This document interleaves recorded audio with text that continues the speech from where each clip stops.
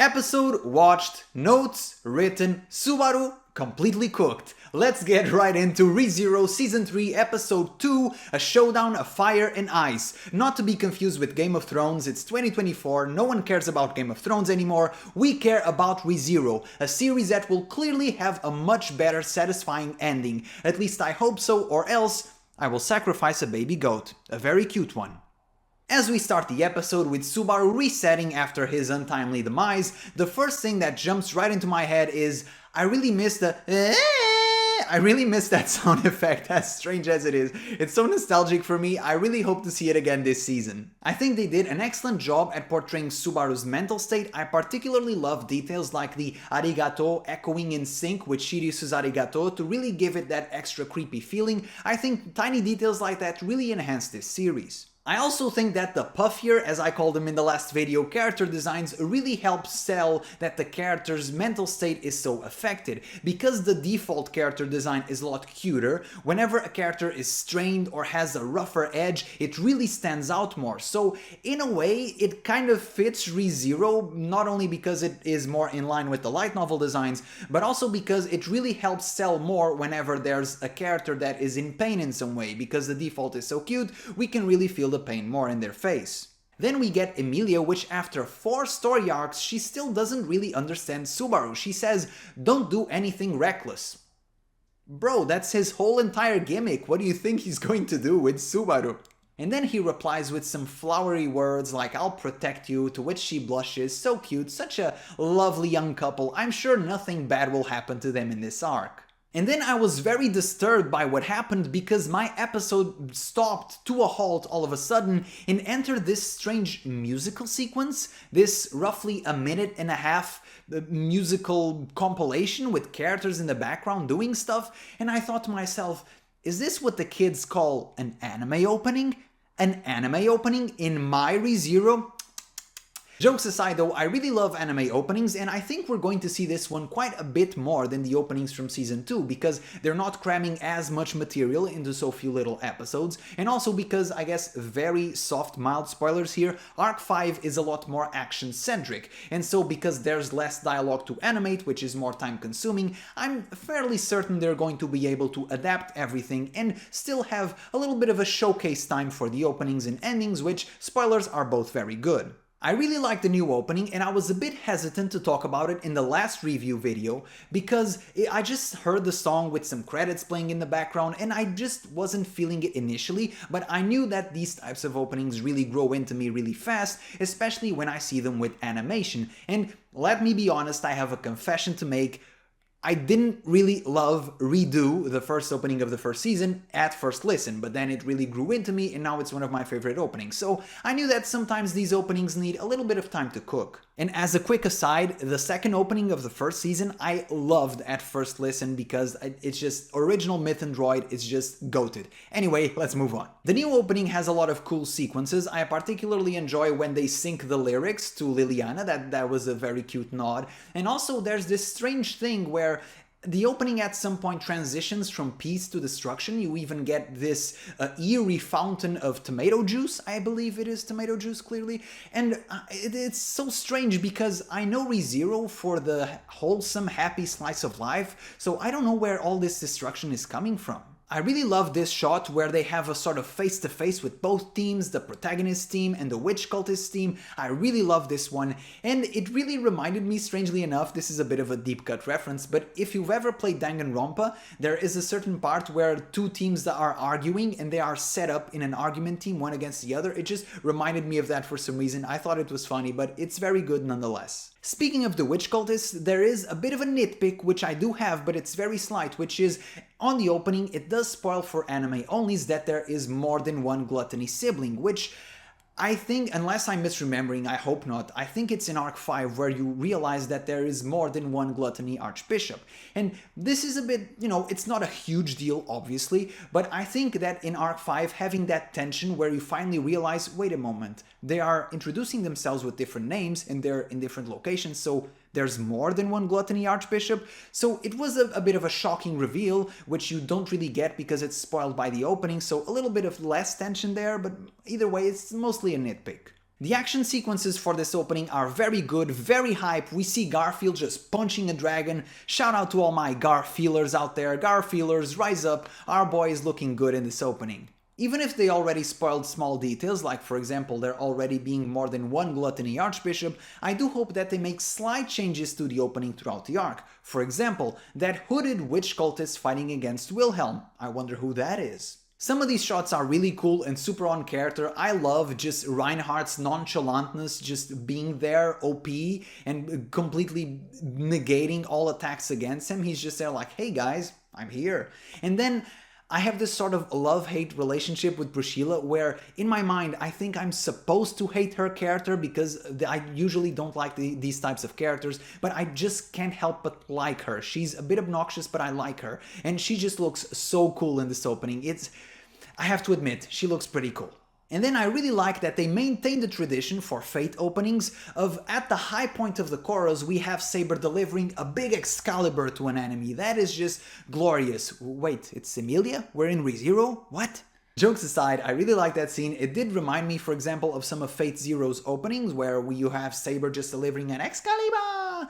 But really, I like Emilia a lot. I think her new fighting prowess is really highlighted in this episode and in this opening as well. Now, I do have to say they did do my boy Subaru super dirty because there is one moment, a very symbolic one, where Subaru reaches for Emilia who is in Regulus's grasp and they hold this sort of goofy still frame for 1 second or two and his face, because it's so zoomed out and has so little detail, it looks so goofy. He's doing a derpy face like, and it's like, what?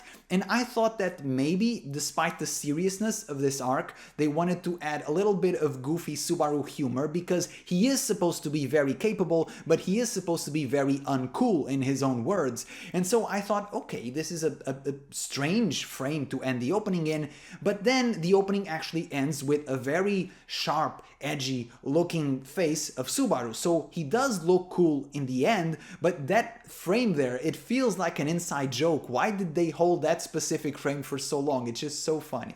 Moving on to the episode, they cut directly from Subaru's reset point directly to him climbing the tower to save the kids, and this is fine. I think this is one of those cuts that you almost expect, and you can see that his inner planning and his inner state is very turmoiled and he's not thinking straight because the reset point is so short to the sort of calamity point, the theater of malice. So I don't really mind it a lot. I think the voice actor really does a good job at selling Subaru's urgency, so I think it's fine. If I'm not mistaken, I believe that they cut a bit from the fight in the light novel, because if I'm not misremembering, then Subaru unveiled his mighty whip right in this loop, which did not happen. It was more or less just Subaru getting stomped. That wasn't even a fight, it was just a one-sided beatdown, and it was very gruesome. They just went in, which I loved. They're not censoring anything, it just looks so gritty and gruesome, and I just love it so much. Still, as a fanboy of Indiana Jones Subaru, or Subaru Belmont, however you want to call it, whatever reference you want to make,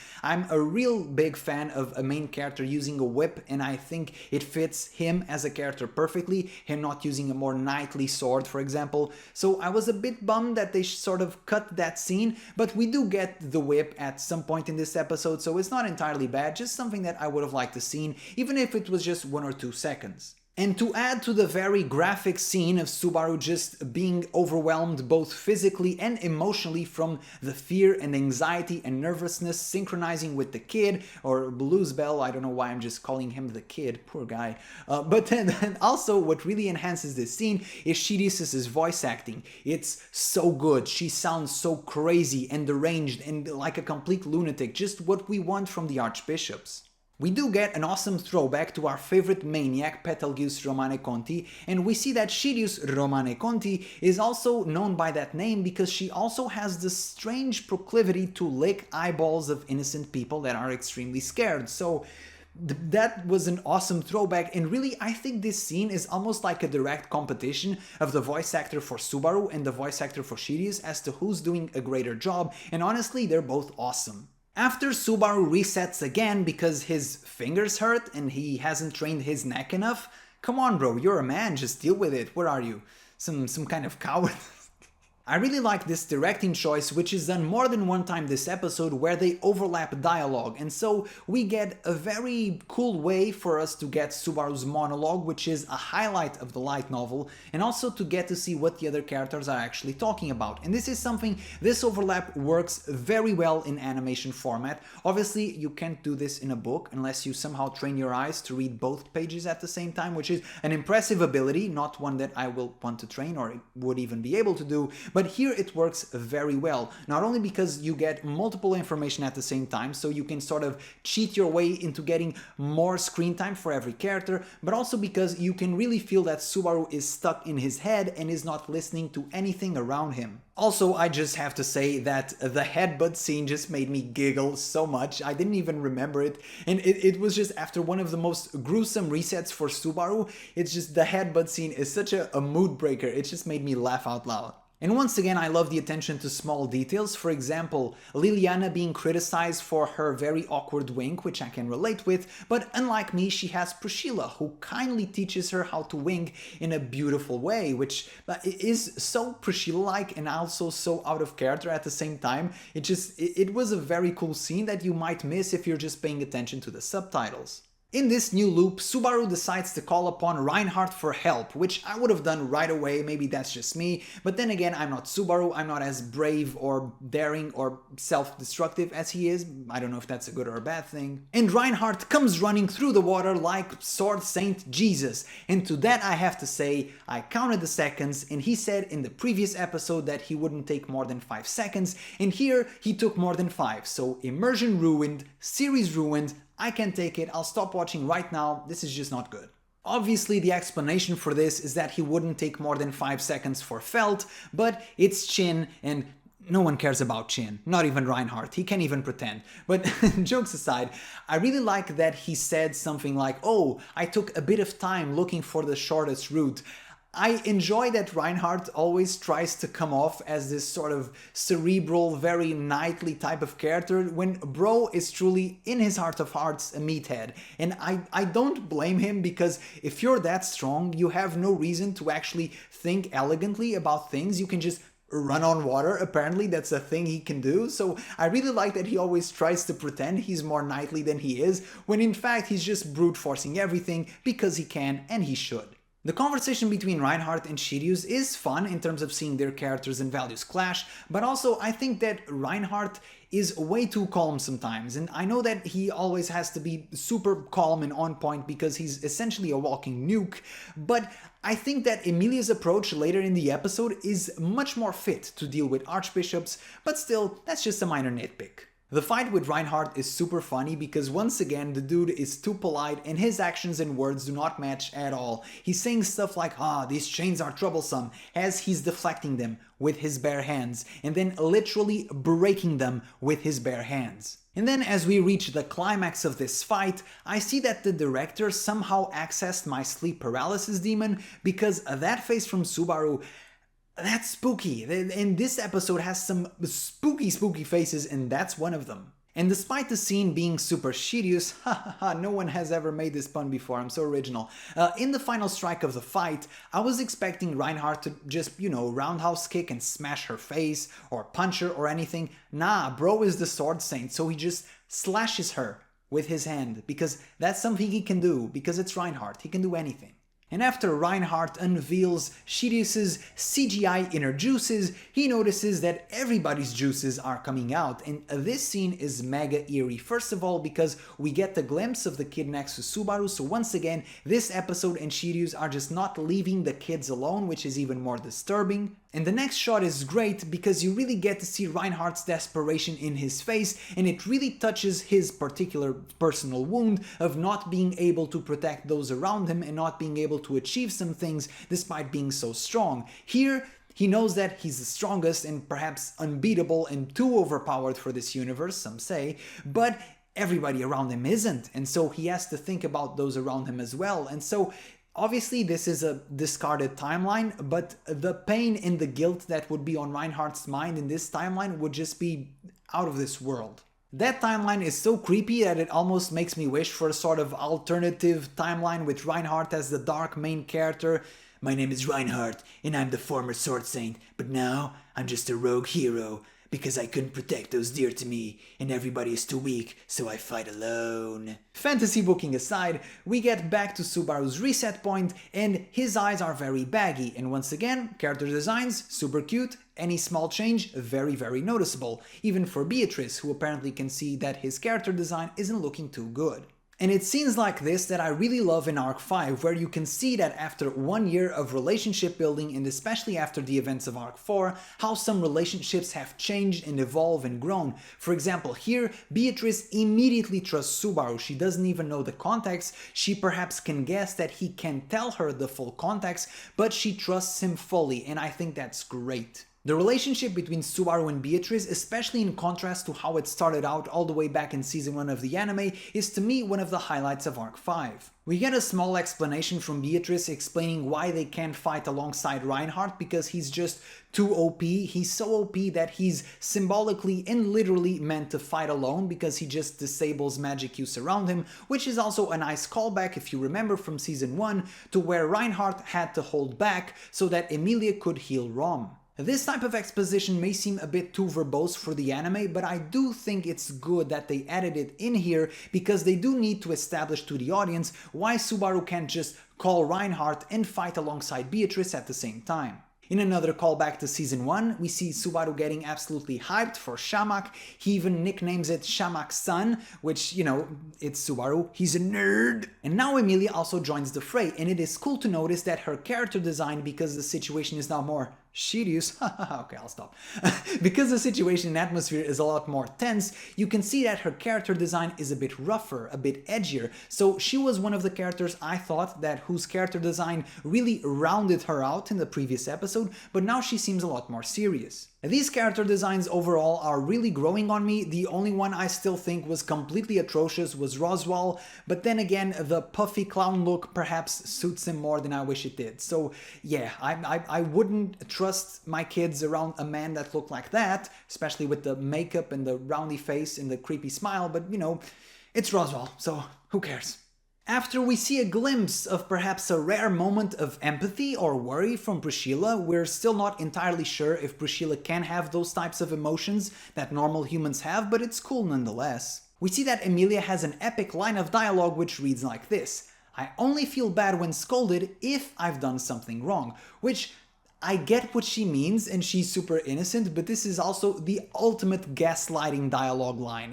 If you want to be a bad character who just does whatever he wants and accepts no responsibility, this is the line. So just something I found funny. Keeping on with Emilia's dialogue, we see that Subaru is doing a very bad job at preventing Emilia from triggering dialogue flags, which are obviously foreshadowing future events. So Subaru, you're a nerd in RPGs and video games and light novels, so you should know how this works, man. And then is the Emilia moment that I loved, one of my favorite moments in the entire episode. Much like Beatrice, Emilia trusts Subaru fully. So when Subaru points and says, "That's the bad guy," Emilia just shoots from the hip. No questions asked, just an oversized ice block just piercing the town. No questions asked, and I think this should be the attitude towards archbishops. You shoot first, you ask later. And if you want to be hypercritical and nitpicky, then this is one of those scenes where you start to notice that some of the background CGI characters look quite bad. One dude in particular looks like he just wandered in from some PlayStation 1 game. I don't know what he's doing there, but he's just a bit distracting if you somehow waver your eyes away from the subtitles. Then we see that repeating the same phrase over and over like a deranged maniac does run in the Romane Conti family. And I love how crazy Sirius's dialogue is. She fully believes that she's in the right and Emilia is the villain of her story. And in a way, this line of dialogue almost reminded me of Kira from JoJo, if you know what I'm talking about, in part 4, where he's like, "Why are you guys just stopping me? I just want to do some bad evil things. What's wrong with you?" With a quick glance, we see that Emilia has sealed the fate of every innocent bystander, so I really like how they're showing through the subtle little things how much Emilia has grown in terms of fight IQ and attention to detail. And I was already liking Sirius, but she had me howling in this episode, and I don't know how much this is Crunchyroll's translation, but she said this: "I'll cook your intestines right through your ass." And kinky. Just sometimes angry people say the funniest thing, and I just think this one fits so much. And then we finally get the fight of Sirius versus Emilia, fire versus ice, and the fight looks awesome not only because of the contrast of fire and ice, but also because Emilia's new fighting style is super cool and very visually appealing, with her using various ice weapons and forms and all that. It's super cool. I was a bit annoyed that they did not name drop the ice brand arts, which I'm pretty sure it was supposed to be name dropped here. I hope I'm not misremembering, but they should explain that Subaru not only helped her come up with that style, but also named it because he's a weeb. I will say the fight is epic, but the tenseness of the scene is a bit muffled by Emilia's comically cheery fight sound effects, like yeah, ha, hey. It's once again, it's one of those things that in the book it reads and you don't even really think about it, but once you see it actually animated and voiced, it does look a bit goofy. And then we see that Indiana Jones Subaru finally uses the whip in full animation glory, where he just grapple hooks up the tower, and it looks super cool. I love seeing Subaru use the whip. We get another one of my sleep paralysis demons. I don't know how the director has access to all of them, but this time it's in Sirius. And then we see that Emilia's finishing move is halted because Sirius has another kid with her, and her finishing move looked super cool and dramatic. I was expecting an Hitoryu, Ogi, something like that. It's just super dramatic. It's really cool to see that Emilia has now such a visually appealing fighting style where she could just get along just by bursting ice into everybody, but no, she's deep in your face, just fighting, just fists and weapons made of ice. And I know I made some jokes about Regulus' voice actor being the same as Katsura from Gintama, who is a very comedic character, one of my favorites, but to be completely fair, I think the voice, the sort of playboy voice, really suits him, especially when he reveals at the end of the episode that this is his 79th wife. Bro, and let me tell you, maybe I'm the misogynist, because 79 wives, I couldn't do it, man. I just couldn't. And then we get the ending sequence by Myth and Droid, a band that is iconic and very known for Rezero, so I just love this pairing. Once again, it's always good. The animation and song are both very good and complement each other very well. I particularly love the final sequence where we see this sort of tomato juice splatter on a white floor reminiscent of the first opening from the first season, Redo, but unlike before, Subaru this time has all of his friends pulling him up, and I love the final shot with Subaru and all the gang behind him, all of his friends who support him, and Priscilla is there for some reason. Overall, I love this episode. After the first episode served as setup, the sort of prologue to the story arc, we now are getting into the juiciest, meatiest part of Arc 5, and you know that once Rezero gets going, it is truly peak!